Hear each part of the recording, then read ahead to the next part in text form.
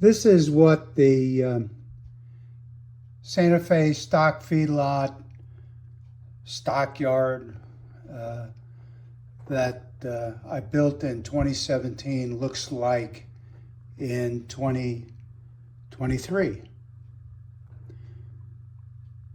And the purpose of the next few videos will be to show you how I got from basically bare plywood to this basically 5.5 feet by, it's probably 4 to 5 inches in depth.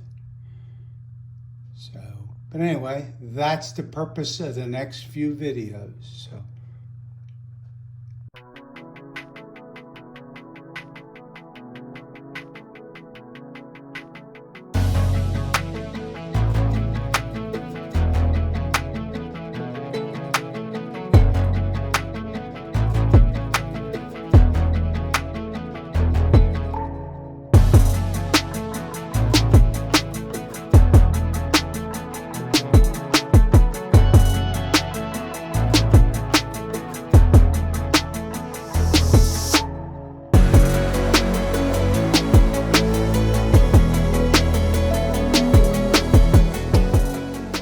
Quickie update. I'm going to be modifying the track that you see in the background. That's where the current planned stockyard was for the layout. And you'll notice it's kind of leaves a space here in the middle for it. There's not enough room to do what I wanted to do, so I'm going to be moving this track over to this track center line, which will then give me, it's about 4 3/4 inches to the wall to do the stockyard. And I'll show you what a drawing of that looks like in just a minute. I'll be right back. Okay, I'm back. This is a rough drawing of what the stockyard will ultimately look like. It's got to be a lot of scratch building. I'm building it to accommodate 18 stock cars at a time. So this is ramp 18, 17, and so on. And ramp 1 is going to be down there. So, but anyway, that's one of the planned things I'm going to be doing. And I'll show you another thing I'm going to be changing here in a second. Be right back. Just a quick update on the stockyard project. What I did was I have, as I mentioned previously, I moved the track for the stockyard siding from here over to here, and then I'm filling in the gaps with cork road bed, and then the styrene will go over the top of that. So this is what it looks like right now.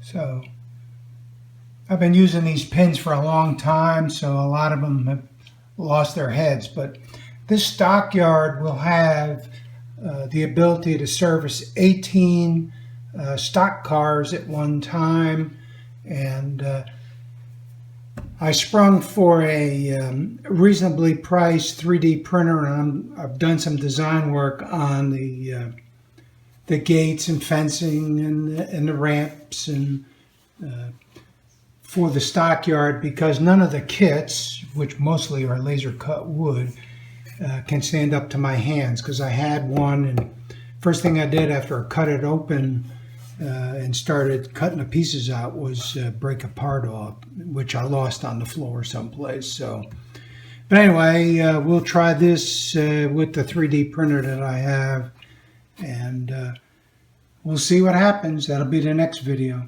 Bye. Okay, here's the next part of the stockyard. Cut the styrene sheets that I got. I'm using .040, and on top of the road bed that I put down underneath it, it brings it right up to about track level, or tie level to be exact.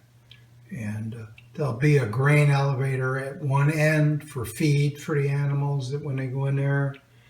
And I think you saw the hay barn that's going to be down at this end. I'll stop for a moment and I'll put the mock-up in and let you look at it. Okay, I'm back. This is kind of, if you look at it, this is the mock-up for the stockyard. So, for example, this is ramp 1, so it'll be coming up to here.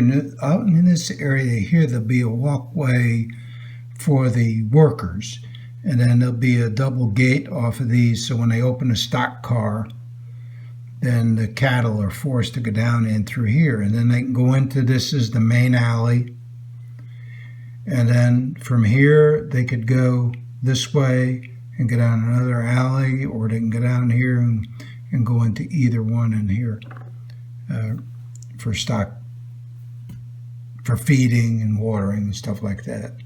And what I've been doing is just getting the measurements. And so what I have found is that between two 40-foot stock cars is 3.5 inches. So these are all set at 3.5 inches. And the problem, as I mentioned, I think in the previous video, is that the existing buy it ready-made stockyard that you got to put together, these are only 2 inches.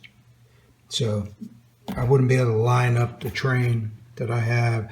Actually, I have about 20 cars, so a couple of them will have to be adjusted, but there is enough room to add a little bit to either end, but I've got some more planning to do, and we'll see how that 3D printer does at some point. But what I'll do next is finish the design, and then when I get the printer, then I'll go ahead and do some test runs, and then we'll glue them down to the styrene, and do some painting. So. But anyway, that's kind of where I'm at right now with this. See you next time. Back again, been kind of working on the stockyard some more. I guess we can consider this scenery for 2017. So, but anyway, I did a couple of buildings, and the wood, this is from that Quality Meat Packers set. Got them glued together, one on that end, and there's going to be one way down there on the other end. And this is what 18 cars look like in the stockyard. And I'll get over here and I'll show you how they line up. So here we are at the door here for R6. And here's the alleyway to go down to here, or they can go either way. And so all the cars are basically lined up at their exit. So, and like I said earlier, none of the kits in N-Scale will work this way. So I wanted this to kind of be reflective of a large yard. So, but anyway, there's still a lot of work to be done. And what I plan on doing on either end is that one on the end by the small wooden building will be for sheep probably. And as I scroll back, same thing on this end. The building's not quite done, but I like to kind of build them first for spacing. So, but anyway, that's where I'm at right now. So when I get some more work done, I'll be back. Bye.